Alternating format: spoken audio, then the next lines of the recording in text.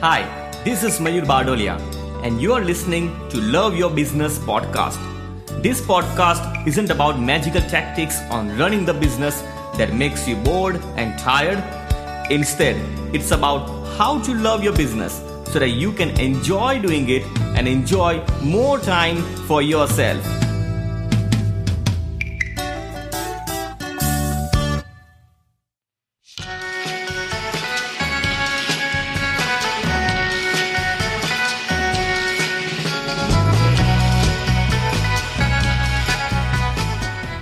Alfred Sloan was the mastermind behind the rise of General Motors during the 20th century. Alfred Sloan is one of the best CEOs in the history of the automobile industry. He got the General Motors company out of bankruptcy. Under Sloan's smart management, General Motors surpassed the Ford Motor Company in American automobile sales in the late 1920s, and eventually became the largest business corporations in the world. When he joined General Motors, the company was near bankruptcy, but he turned the whole company from the almost bankruptcy to the most dominating automobile company in America. He had a great way to find ideas to deal with challenges. One day, during a committee meeting, Sloan interrupted with a question. "Gentlemen, I take it we are all in complete agreement over here." So when everyone nodded, Sloan dismissed them. "Then I propose we postpone further discussion of this matter until our next meeting to give ourselves time to develop disagreement and perhaps gain some understanding of what this decision is all about." So he asked people to come up with arguments to disagree. It may sound strange because usually we find that the top leader wants others to agree with them. But Alfred Sloan turned the company around and became one of the most successful CEO of a company because he encouraged disagreement as something that helps them to move forward. Disagreement leads to better decision making. It leads to better work. We all have blind spots, and there are many things that others can see, but we can never see. This is what causes a lot of failures and setbacks. In our culture and society, we have been asked to agree with people because we don't want to make others feel bad about themselves. And even we don't want to feel bad about too. We also want people to agree with us, and we simply deny the points people disagree with.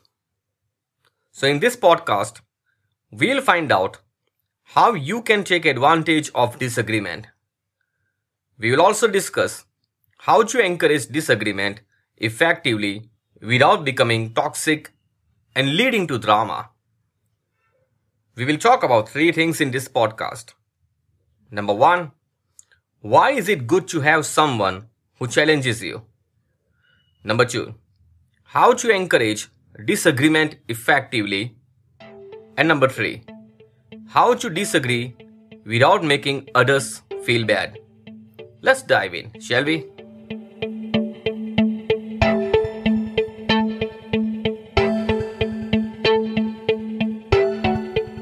How do you react if someone is challenging you? Will you get better? Or will you be annoyed? There was a scientist called Robert Hooke, and he was an English physicist, and he was known for his discovery of the law of elasticity, and is famously known as Hooke's Law. He was the curator of experiments in the Royal Society of London. He also built the first Gregorian telescope and many more things. But we are not here to talk about Robert Hooke only. he is the reason why Isaac Newton has been one of the greatest scientists in history. Robert Hooke and Newton were working together, and Robert Hooke was questioning Newton because Hooke did not like Newton. But Newton did not get upset. Instead, he worked even harder on his projects.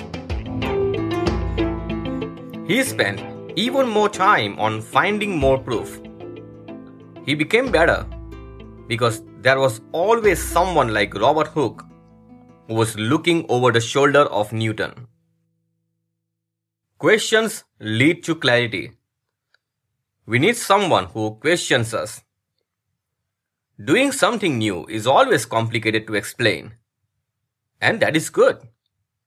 When you introduce a new product or concept, not many people will actually understand you. And if you do not have people or at least someone who ask you questions and challenge you, you will probably take longer to figure out what's wrong with you or your product. And also you will not know if you have taken the right decision or not. You probably will not even know if you are not challenged. It's difficult to be better. So it's good if there is someone who challenges you and you answer those challenges without feeling bad. But what if people feel bad and don't want to make you feel bad when they disagree with you? Because in many cultures, it's not allowed to disagree with people. How to deal with such a problem? Well, let's find out in the second part, shall we?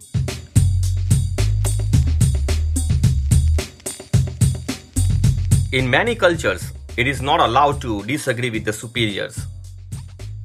And it happened with Korean Air, which is an official airline company of South Korea. A plane of Korean Air called Flight 801 crashed in 1997. When it was ready to land, the weather was not good. There was very limited visibility and the instrument landing system was not working. Now the instrument landing system is a radio navigation system that guides the aircraft to approach a runway at night or in bad weather. So the plane got crashed and killed 228 people.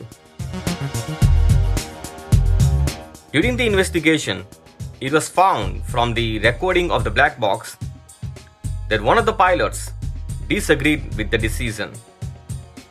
But instead of directly disagreeing, he used diplomatic language. He said, "Hey, don't you think it's raining a lot?" It sounds like he did not want to offend the other pilot. The lives could have been saved if he had disagreed with clear instructions. It's considered disrespectful to disagree with others in many organizations, society, and even countries. Most people avoid making others feel bad by disagreeing with them. Korean Air had so many crashes between 1988 to 1998. The airline faced severe criticism for the poor safety issues.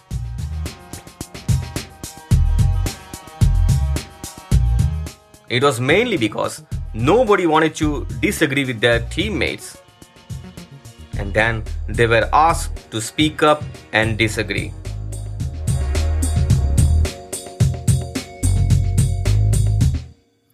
This system or this culture was introduced by a retired president from Delta Airlines.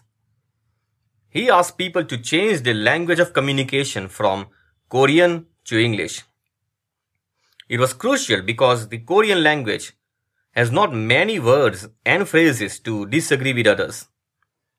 They strictly changed this culture of worshipping the superior. And as a result, the errors were reduced dramatically. People developed the habit and culture of being assertive. And within just 1 year, means 1999, Korean Air has zero crash record. They won awards for one of the safest airlines in the world. And to build a strong business, you must build a culture where anyone can disagree. The company will never perform well where the superiors and bosses love to be surrounded by people who always agree with them. But there is also a danger of creating a toxic environment. People don't always like to give and receive complaints. Some people love to complain all the time. So how to disagree without feeling like complaining? So let's discuss this in the last part of this podcast.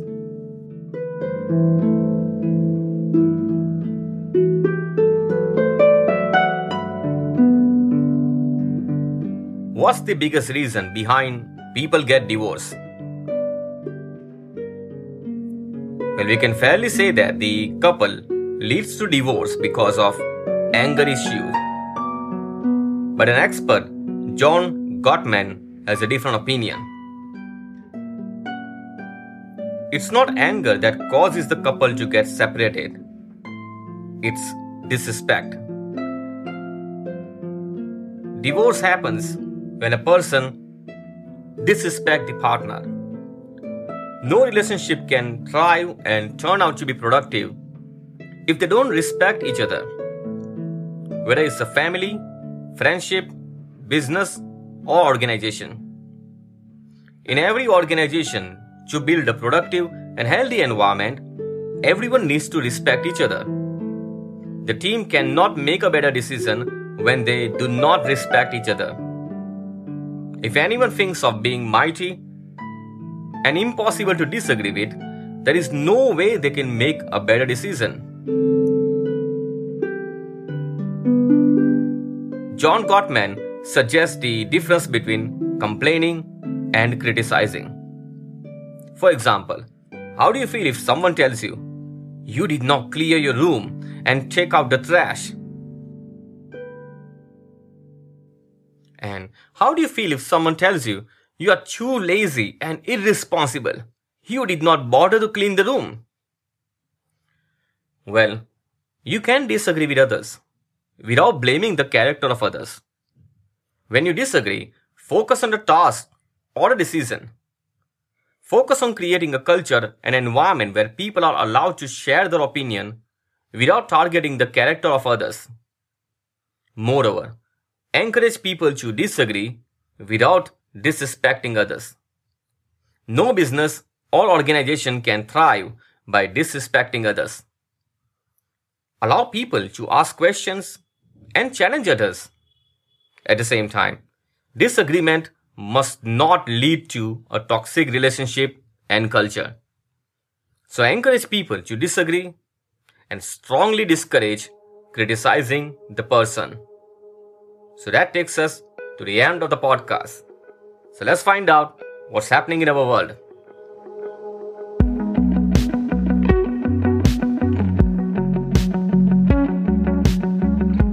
Every small or big business has challenges, and there are not many resources where people can get the advice that works in the world.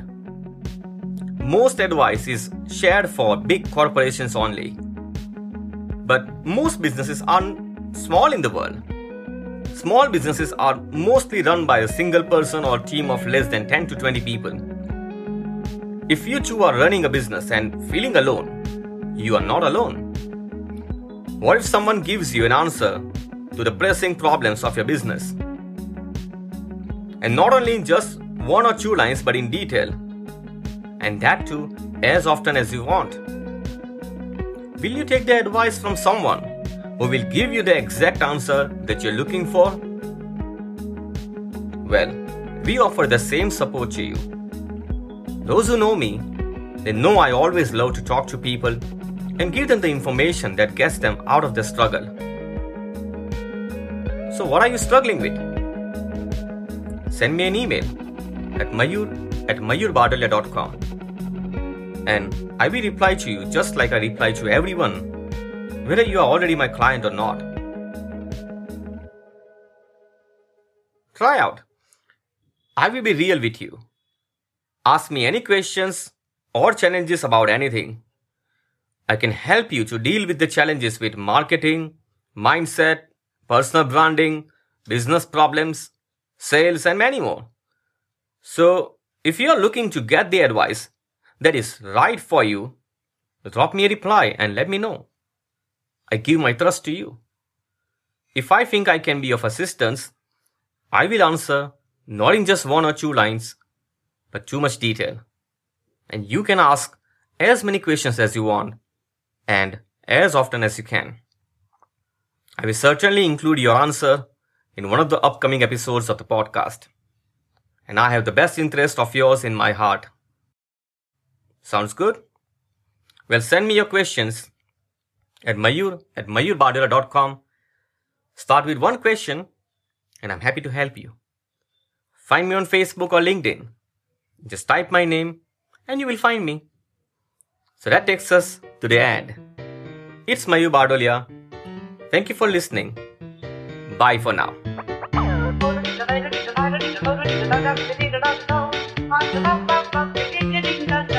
Still listening? You're listening to the Love Your Business podcast. And as you're listening till the end, it means you probably like what you learn in this podcast. If you think the idea is worth sharing with your friend, then please share it. Ask your friend to subscribe to Love Your Business podcast. Share the link mayurbardolia.com/subscribe. They probably love the Love Your Business podcast. They will thank you. Please leave a review if you can. Send your question, or if you want to talk to me, just send me an email at mayur@mayurbardolia.com. I will answer. Yes, I read and reply to every single email. It's Mayur Bardolia. Thank you for listening. Bye for now.